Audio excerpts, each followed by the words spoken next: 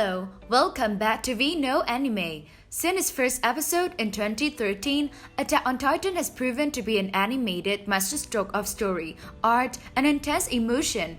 The show has made such complex and powerful characters only to kill them off in the most brutal and shocking of ways. In this video, let's rewatch some of the most shocking deaths from the series. This video contains spoilers, so consider before watching. Starting in our list, we have Marco Bott's death. Marco Bott was a trainee of the 104th Training Corps and graduated as the 7th highest ranked trainee in his class. He was designed to fight Titans during citizen evacuation after the breach of Trust District, and was given command of his own squad.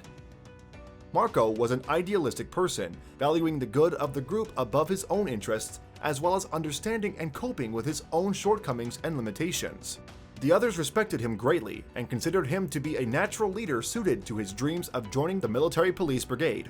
Unlike those who joined the Military Police Brigade for safety and privileges, his reasons for wanting to join it were genuinely faithful. He was shown to be an excellent judge of character, as he recognized Jean's potential as a leader and encouraged him to believe in himself. He was also shown to have a talent for preserving order among the other trainees, whether resolving arguments or keeping them calm during battle. Even when frightened, he still retained a relatively calm demeanor. Marco was often a voice of reason, even trying to talk things out right before his death. However, in episode 52 of season 3 of the anime, Marco's death was revealed. As Eren in Attack Titan form was preparing to fill the hole of the Trust District wall that was punctured by the Colossal Titan, Marco overhears a conversation between Rainer and Bertolt, who mention their roles as the Titans who breached the wall, expressing their concerns about the plan to seal the breach in Trust's outer gate.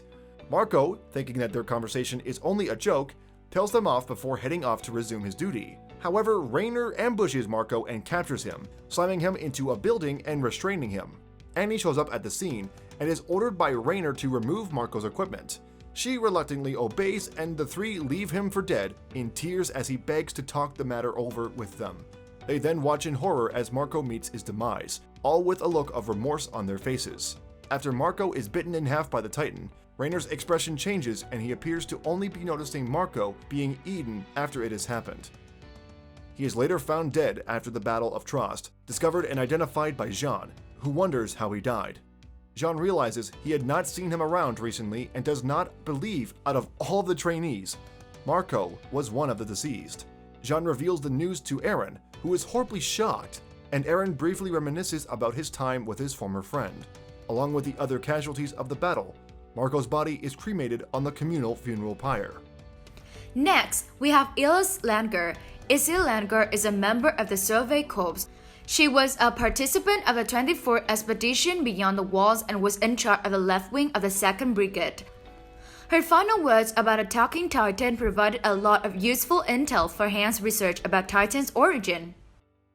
Ilse Langnar was a member of the Survey Corps. She was a participant of the 34th Expedition Beyond the Walls and was in charge of the left wing of the 2nd Brigade. She wrote very useful information about a talking Titan she encountered in a notebook that later aided Hangazoi's research. Ilse appeared to be quite emotional, yet brave, trying to stand firm in moments of despair. She seemed to be a very devoted and smart soldier. She also cared about her family, seen during her last moments as she regretted not being able to give anything back to her parents. Ilse thought of herself as a proud member of the Survey Corps, and was resolved to do whatever she could. Although she took what time she could to document any information she could obtain from the Talking Titan, she lost her level-headed attitude when she brought up the subject of eating humans and began screaming at the cowering Titan before running away in fear when it reacts strangely. During the 34th Expedition outside the walls, Ilse's entire flank is massacred, and she is the only survivor. With her horse lost and her vertical maneuvering equipment broken, she abandons her equipment and flees afoot north to a nearby forest, trying to find a route to reach the walls. Knowing that her chances to make it are very low, she takes out a notebook and begins writing her experiences in the hopes that they will at least be useful to humanity. After profuse running, she inadvertently runs into a Titan, which chases her and corners her against a tree. However, instead of immediately eating her, the Titan hesitates, and she questions if it's an abnormal. It then somehow starts talking, saying, "A subject of Ymir," and "Lady Ymir, well met," while bowing. She is thoroughly confused that the Titan can form speech, and questions it about what the Titans are and where they came from, writing every question and the Titan's reactions in the notebook. However, the Titan does not respond, and instead moans and looks increasingly frustrated. She angrily yells at it, asking why Titans eat humans and what their objective is, calling them useless lumps of flesh that should disappear from the world. The frustrated Titan begins to tear off its cheeks, ripping off flesh and squirt blood. Horrified, Ilse attempts to flee, but is quickly caught by the Titan, and tries to push its mouth away from her head to no avail. The Titan bites off her head and does not eat her. After killing her, the Titan leaves her body on the ground and leaves. And next, we have the original members of Squad Levi. The Special Operations Squad, famously known as Squad Levi, is an elite squad of Survey Corps handpicked by Captain Levi Ackerman. The original squad was considered the most elite squadron, having a total kill record exceeding 200, and were capable of killing almost any Titan in their path. Due to their strong bond, they were able to synchronize with each other to coordinate their attacks without direct or verbal communication. During the 57th Expedition, the Special Operations Squad is assigned to the most secure position in the long-distance enemy scouting formation, located in the center rear. Their duty is primarily to protect Eren, and their secret objective became to lure the female Titan into a trap. They do not plan to engage in the rest of the operation. When it becomes clear that the formation was compromised, the Special Operations Squad rides into the nearby Titan forest with the rest of the central column. The female Titan emerges and gives chase to the squad. However, Levi refuses to give the order to engage. When Eren considers disobeying this order, Levi tells him to make whichever decision he will regret less, convincing Eren to trust in his comrades and continue riding forwards. After the female Titan is captured, Levi separates to see to his own task, and the other squad members wait on standby in the trees. After they see the signal flare to return, they mistakenly believe the mission is successful and make plans to leave. During their departure, they think they see Levi returning to them, but it turns out to be an unexpected assailant. Gunther Schultz is killed by a disguised Annie Leonhardt, who then transforms. The remaining members instruct Eren to escape and engage the Titan. Despite an impressive coordinated attack, the female Titan turns the tables and proceeds to kill the remaining members of Levi's original team, Petra Ral, Alua Bazado, and El Jin. Eren transforms to kill the female Titan in revenge, but is defeated and needs to be rescued by Levi. Standing at number 4 on the list is a both shocking and lame death. It is Mike Zacharias. Mike Zacharias was the squad leader of Squad Mike, a major division of the Survey Corps. A trusted soldier, he was considered humanity's second strongest soldier after Captain Levi. Mike had a remarkably good sense of smell, which allowed him to detect Titans from great distances. Mike was an acknowledged leader with a brave heart and a tactical mind. He was a loyal member of the Survey Corps and an adamant vanguard for mankind's freedom, believing humans can only lose when they stop fighting. During times of ease, Mike was shown to be a quiet man, rarely speaking unless it concerned a more serious matter. He also had a bizarre habit of sniffing people out when he met them. Yeah, I don't question it either. However, fellow squad leader Hanga Zoe claimed he was a very capable leader, despite his strange habit, which she claimed probably meant nothing. While a second attempt at capturing the female Titan takes place in Stohest district, Mike's squad is tasked with investigating the 104th recruits for any possible accomplices to her.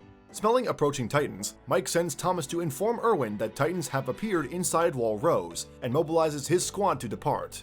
Seeing Nanaba distraught by the possibility of Wall Rose being breached, Mike orders her to not give up hope, reminding her that humanity can only be defeated when the will to fight is lost. After ordering the others to escape and warn the surrounding towns, Mike takes on the 9 Titans by himself in order to buy them time to get away. He cared a great deal for his squad, as he took on a great deal of Titans to allow them more time to escape. Mike also felt sorry for putting the 104th recruits in such a vulnerable position during the Titan invasion.